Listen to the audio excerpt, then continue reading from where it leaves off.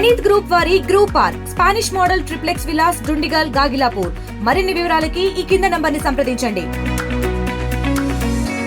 కూటమి ప్రభుత్వం వచ్చిన దగ్గర నుంచి కూడా గవర్నమెంట్ హాస్పిటల్ యుద్ధ ప్రాతిపదికన అన్ని సౌకర్యాలు ఉండే విధంగా, ముఖ్యంగా పేదవాళ్ళకి ఉపయోగపడే విధంగా ఎక్కడెక్కడ ప్రాబ్లమ్స్ ఉన్నాయో అవన్నీ సాల్వ్ చేయడానికి హాస్పిటల్ డెవలప్మెంట్ కమిటీ సొసైటీ అని ఫామ్ చేశాం.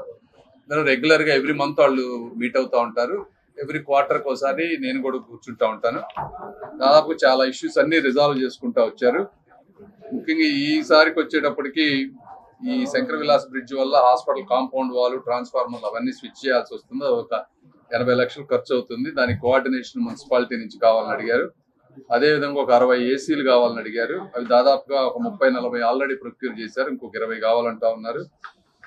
అదేవిధంగా హాస్పిటల్లో కంప్యూటర్స్ కావాలని అడిగారు. అవి కొంచెం సాఫ్ట్వేర్ కంపెనీస్ లో వాళ్ళు వాడని కంప్యూటర్స్ ఉంటాయి, అవి వీళ్ళకి ఉపయోగపడతాయి. అవి తీసుకొచ్చే బాధ్యత మేము తీసుకుంటాం.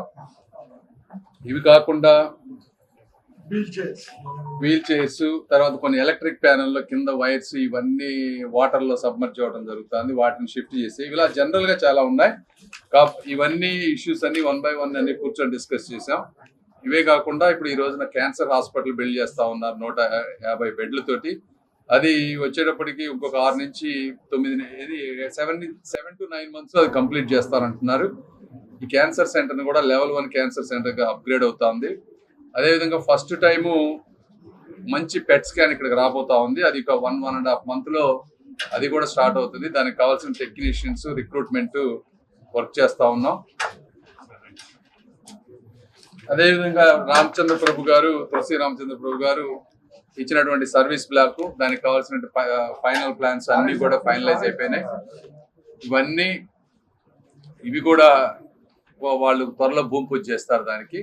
సో ఓవరాల్ గా జనరల్ ఇష్యూస్ అన్ని సాల్వ్ చేసాం. ఇంకా అక్కడక్కడ ప్రెస్ లో వస్తున్నటువంటి బ్లడ్ బ్యాంకులు ఇష్యూస్ కానీ, మార్చరీలు పోస్ట్ మార్టం దగ్గర ఇష్యూస్ కానీ, అక్కడక్కడ ఉన్నటువంటి చిన్న చిన్న అవినీతి ఏమన్నా ఉంటే అవి కూడా కట్ చేస్తా ఉన్నాం. ఏదేమైనప్పటికీ ఓవరాల్ గా హాస్పిటల్ మీరు ఫీడ్బ్యాక్ తీసుకోండి, చాలా బెటర్ అవుతుంది. క్లీనినెస్ కానీ, ఫుడ్ దగ్గర నుంచి కానీ, ఫుడ్ కూడా బయట నుంచి ఎట్లా పడితే అట్లా తీసుకొచ్చి పెట్టడం, శానిటేషన్ ఇష్యూస్ ఉన్నాయి. సో బయట నుంచి ఫుడ్ ఎలా చేయకుండా, ఎందుకంటే లోకల్ గా ఉన్న వాళ్ళే చక్కగా ఫుడ్ అంతా కూడా 100% సర్వ్ చేస్తున్నారు. కాబట్టి బయట వాళ్ళు వచ్చి ఇవ్వాల్సిన అవసరం లేదు. బయట ఎవరన్నా దాతలుండి అన్నదానం అట్లాంటివి చేయాలంటే దయచేసి మీరు పెట్టే డబ్బులు హాస్పిటల్ ఎక్విప్మెంట్ కానీ, వీల్ చైర్స్ కానీ ఇలాంటి వాటికి ఇస్తే మాకు హాస్పిటల్ క్లీన్ గా ఉంటుంది. అదేవిధంగా నిజంగా హాస్పిటల్కి ఉపయోగపడుతుంది, పేదవారికి ఉపయోగపడుతుంది. లేదంటే మీరు బయట నుంచి తెచ్చేసి ఆ ఫుడ్ అట్లా పెడేసి తర్వాత దాన్ని క్లీన్ చేయకుండా అంతా ఎలుకలు వచ్చేసి ఇవన్నీ ఇబ్బందులు అవుతున్నాయి. కాబట్టి దయచేసి దాతలు ఎవరన్నా ఉంటే ఆ విధంగా సహకరించాలని కోరుకుంటున్నాం. ఏదైనప్పటికీ సూపరింటెండెంట్ గారు కూడా బాగా చేస్తా ఉన్నారు. ఇంత ముందు కంటే చాలా బెటర్ అయింది హాస్పిటల్. నాట్కో వారు వాళ్ళు మరి 100 కోట్లు ఖర్చు పెట్టి హాస్పిటల్స్ కానీ, పెట్ స్కాన్స్ కానీ ఇవన్నీ బిల్డ్ చేస్తా ఉన్నారు. నాట్కో చౌదరి గారికి మరొకసారి ధన్యవాదాలు. అదేవిధంగా నజీర్ గారు ఇదంతా కోఆర్డినేట్ చేసుకుంటూ రెగ్యులర్ గా డెవలప్మెంట్ దాంట్లో ఇన్వాల్వ్ అవుతూ అన్ని సమస్యలు పరిష్కరిస్తా ఉన్నారు. ప్రత్యేకంగా నజీర్ గారికి కూడా అభినందనలు. Thank you. ఇండియా పాకిస్తాన్ తాజా అప్డేట్స్ కోసం డౌన్లోడ్ చేసుకోండి RTV లైవ్ యాప్.